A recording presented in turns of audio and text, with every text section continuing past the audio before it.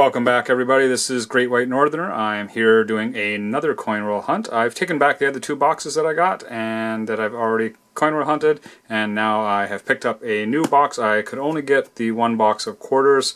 The dimes, when I checked the box that they had, they were all machine rolled, so there was really no point in picking those up. So I gave them back, and I'll see if I can find some more for another hunt. But we'll do these quarters today. A little suspicious of these. I did look at them, and they're all wrapped, but they're all kind of wrapped in the same paper, so almost like somebody has already hunted through these. But anyway, I do have some stuff that I am looking for to fill in some of the more common coins in my collection now that I'm kind of officially really trying to make a run here with this collection. And so we'll go through, we'll see if we can find some stuff that'll fill in holes in my collection, and maybe we'll get lucky. Maybe we'll grab some silver, maybe we'll get some varieties, and remember that they are doing the alloy recovery program in Canada, so there will be a lot of newer coins in here, and very few before 2001. But the goal is to try and find a couple that are at least in the 70s and 80s. There's a couple varieties there, and ideally it would be nice to find some back in the 60s where we've got some silver content. So I will bring you back in when I have found something.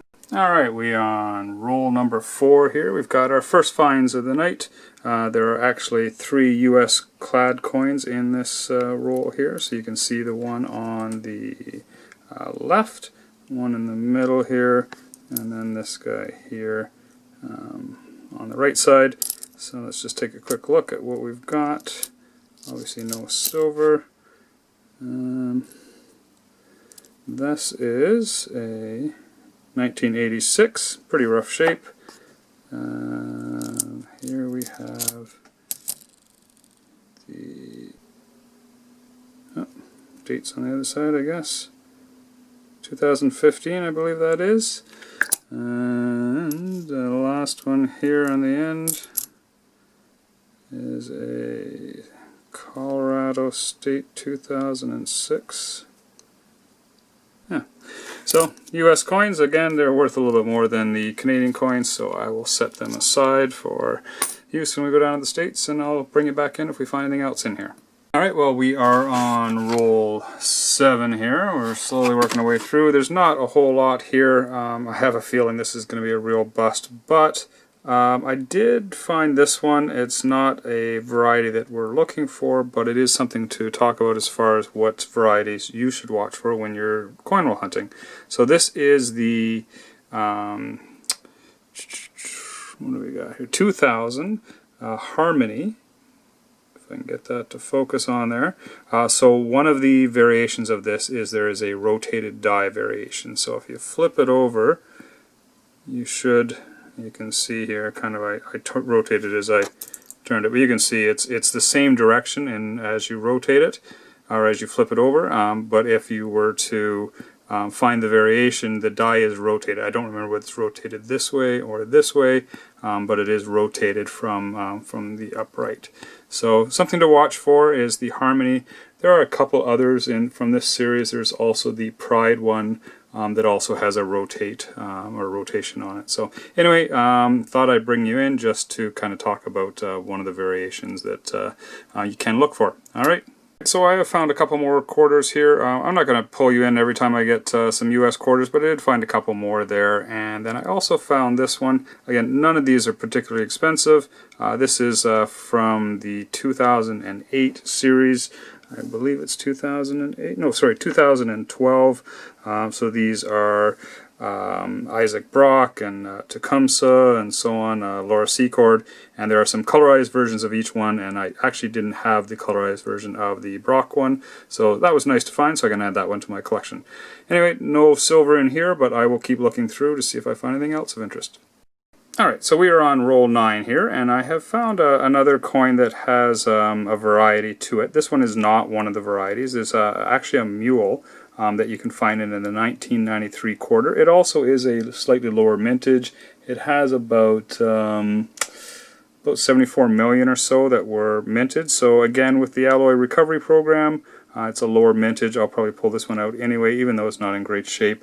But the mule on this one is where they basically have replaced the obverse of this coin with the 1992 version. So this one is not, but I brought out a 1992 version just so you can see, and the 1992 has the 125-year anniversary date on the back. So if you can find a coin that's marked 1993 on the front but has the 1992 obverse on it, then you are looking at a mule coin, which has a lot better value than just a regular quarter. So another one to watch out for.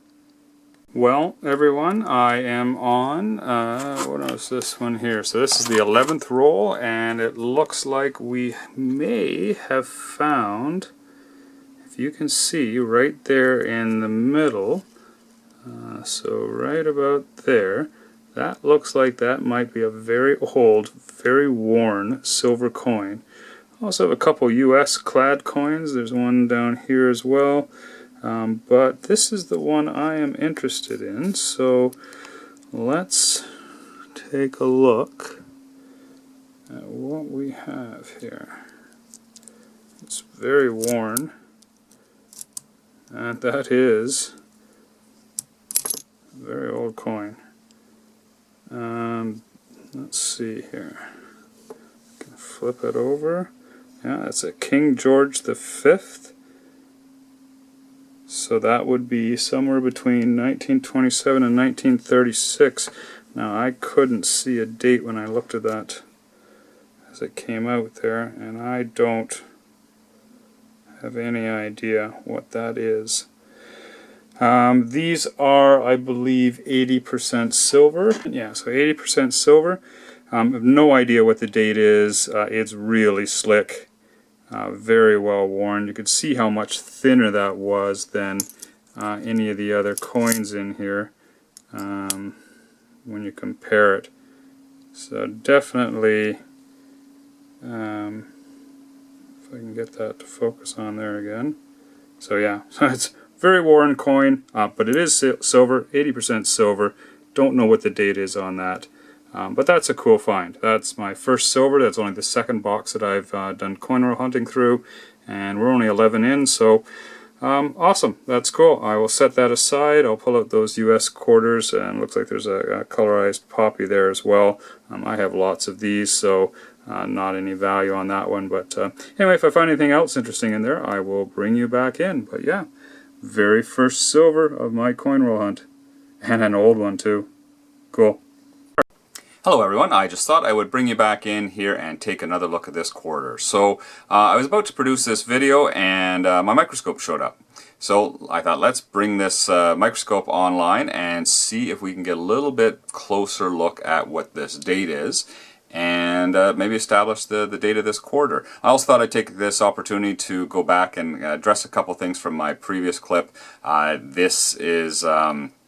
This King George V head showed up on the obverse of the quarter from 1911 to 1936. So a little bit longer run there than I had mentioned. And then the other thing to be aware of when we're looking at this date is that they did not actually mint any quarters from 1922 to 1926. So I'm thinking, and I don't know if coming in closer is going to make it any easier for you, but I've looked at this and that to me looks like a 6 at the end of that date there. I'm almost 100% positive that's a 6.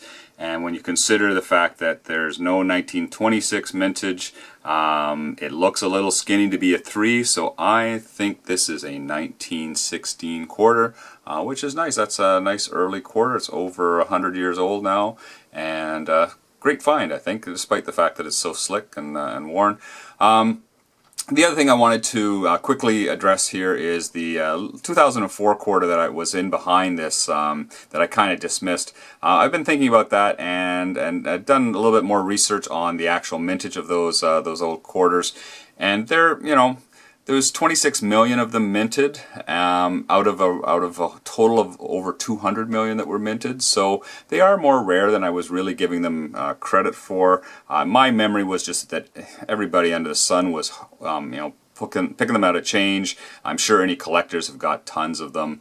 So I can't imagine that there'd be a lot of people that would be looking for them now unless they were new collectors. So and that's, I guess, really the case. So, you know, better quality ones. That one was a little faded, so I'm not too upset that I lost out on that one, but I will be pulling those out and adding them into my collection as I find them, as I go through these quarter rolls. So anyway, that was it. I just wanted to make sure we could kind of come back, make sure I got my dates right on the mintages, and take a look at this date, and I'm pretty sure that's a 1916. So all right, let's move on to the next. Right, I just came across another variation here that you should watch out for. There's several in this series, so I thought it was worth stopping and talking about it. This is the 1992 Province series. So like your state quarters in the states, these are all the 10 provinces and the territories as well. So I believe there's 12 in that whole set.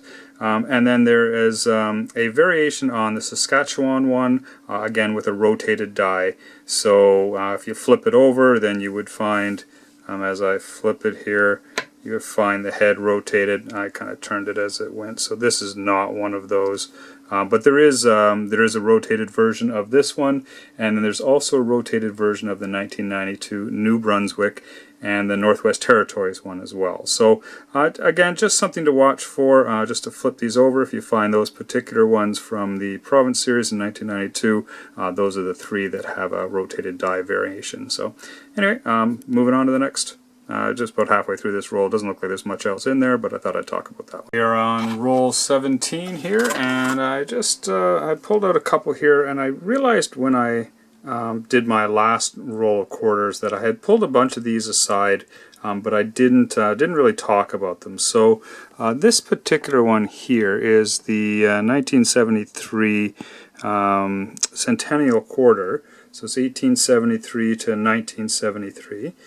And there is a variation on this quarter where called the large bust versus the small bust, and is slightly different style of effigy here that is used on one of these coins, and or on this coin, and this one's pretty beat up and it's really hard to tell, but I have taken a look at it. This is the small bust version.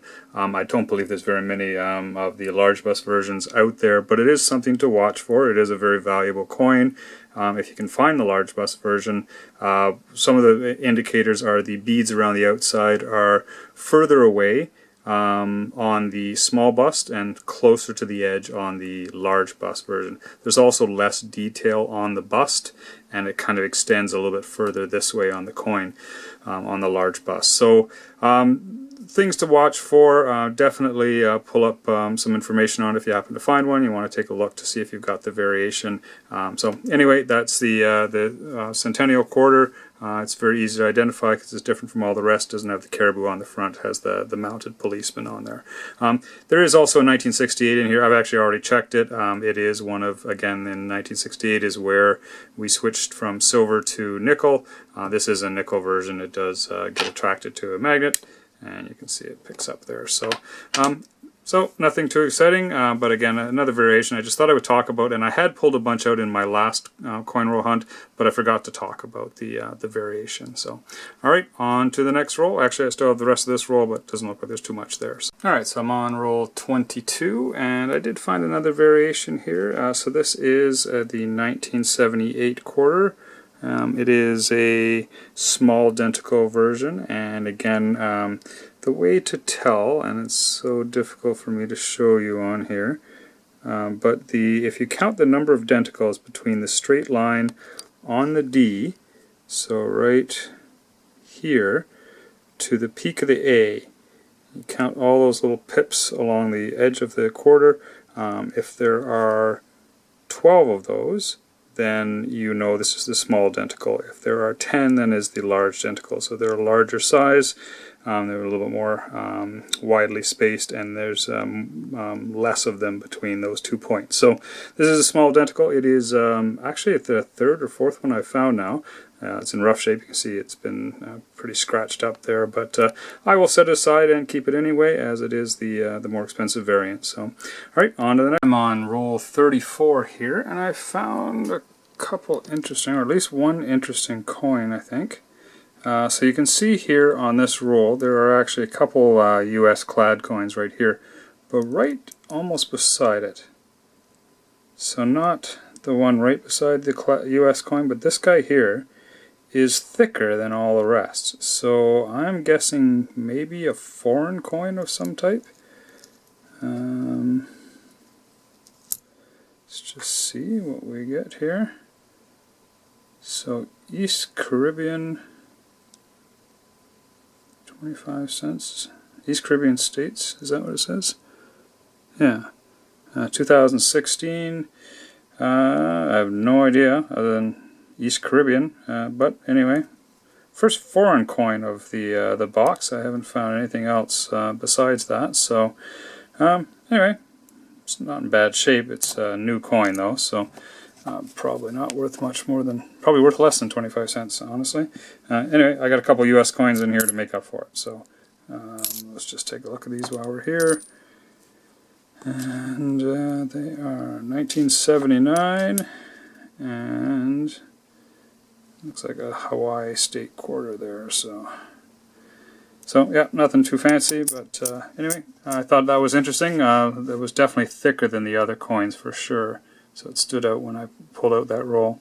So anyway, on to the next roll. Alright, so we are done the box. Final recap here. So I had quite a few American quarters. Really nothing of any significance, nothing worth going through. Most of them are newer. Although I did have a 1965 and a couple late 60s, some 70s and so on, but really I will go through them a little more carefully, but I'm not really collecting the US coins anyway, just keeping them because of the higher value. I'll take them to the US next time I go down. Anyway, I got about $9.50 worth of US quarters there. I also have that East Caribbean States quarter that I picked up, or 25-cent piece. So that's kind of interesting. I pulled out a bunch of the low mintage quarters, so let me just pull those up again as to what the mintage is on these. So the 1971 is about 48 million. The 1972 is about 44 million. What do we got here? This is the 1978. Sorry, so this is 3 of the 1978s with the small beads, or small denticles. So I did pick out a few more as I went through. I also have a couple 1980s. They're pretty worn. These are both the near denticle or near beads variant, which most of my research shows that they're not, it doesn't really matter whether it's near or far, they're not particularly valuable, but they are some variants, and it is a lower mintage run as well in 1980. 1993 there was a mint run of 74 million, so I did pull those out as well. And also the 1995s, they have a mint run of about 89 million. And then these last 3 are just the variants from the Heroes of 1812 that I didn't have. So I didn't have a colored Laura Secord, and I didn't have a colored Brock, and I didn't have the plain version of what's his name on there, Salaberry. I did actually get the colored variant in the last box that we picked up. So really the star of the box is this little baby here. He is 19-something, George V quarter. So it's a mystery, but it is silver, and that was a nice find to pick up in the box. I really wasn't expecting to catch much silver, so this is only the second box that I have hunt through, and to get a silver, and an old silver at that, I think that's an excellent find. So anyway, I'm quite happy with the find. The American quarters for us, that's worth about a 30 or 40 cent premium, depending on what day of the week you want to look at. The exchange rate right now, so that'll be worthwhile. And then just filled in a couple holes and got some of the low mint varieties and just throw those in a tube. Wait and see what happens with those. So anyway, thank you very much for watching, and it's Great White Northerner. Hopefully you'll come and check out some more of my videos.